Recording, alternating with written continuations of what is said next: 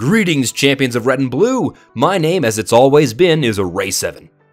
As you can imagine, it's pretty easy to kill a medic. To the enemy, he's just a punching bag in a lab coat, and to his team, he's the savior of all that is good and holy in the world. So, obviously, he's a higher value target than those rascal scooters at Walmart, and since his weapons might as well be rubber chickens when compared to the rocket launcher or minigun, any bad medic is always an easy pick. But never fear, medics of the world, for I bring you a tutorial on doing what everyone except Billy Mays does best, not dying. Was that too soon? Wait, hang on. Hey, was that too soon? Okay.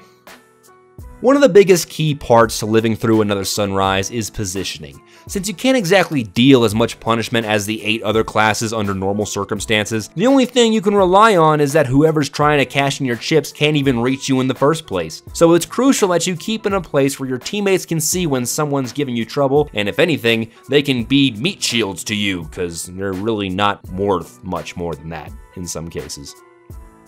There's also something to be said about where you should be in relation to your patient. I can almost guarantee you the range of your metagun is a lot larger than you think, meaning that you should never be right up there fondling whomever you're healing. It makes you much more susceptible to splash damage, and in rare cases, the penetrating Machina shots. So make sure you stay fairly far back from the metagun target, preferably around a corner or from behind small cover. It also gives you the chance to heal other teammates pushing up or falling back. In the end, the goal is to make yourself as difficult to hit as possible. This also means you should never overextend. And for those of you who don't know, overextending is when you've pushed so far ahead that you don't have the support from the rest of your team, and vice versa. If all else fails, it leaves you high and dry in the wrong neighborhood, and that's a one-way ticket to hell. But as it turns out, the medic is a lot like Alec Baldwin, the butt of every joke, yet still somehow non-expendable, meaning that there's always going to be just a plethora of people out there gunning straight for you. This would be mostly the scout, spy, and sniper. Pyro is your best friend in case of the spy and scout, because an attentive gimp suit guy can easily cop out both of them, but even in that case, it helps to keep one eye looking behind you and keep your back against the wall as often as you can. When it involves a sniper, however, really the only hope you have in a lot of cases is your own Outback Steakhouse man. Since snipers are usually so far away from the front lines, they are difficult to reach and lower on the priority list than they should be. So your best bet is to never let them even see anything but your metagun beam. Unless you're ArraySeven, in which case they see your metagun beam and the giant floating purple bunghole over your head. It's like a giant arrow saying, "Shoot here!" No one will ever know what I put up with to look beautiful. A technique most medics also use is priority scraping. When an enemy pushes in and you're caught in the crossfire, 9 times out of 10 they're gunning straight for you. And at that point, backpedal like the Amish at PAX and push a stronger teammate in front of you, essentially scraping the folks chasing you off your ass and onto your friends so that the enemy shifts priorities. If it all works out, you'll force them to focus on your teammate rather than you, and once again allowing you to keep that black heart of yours beating.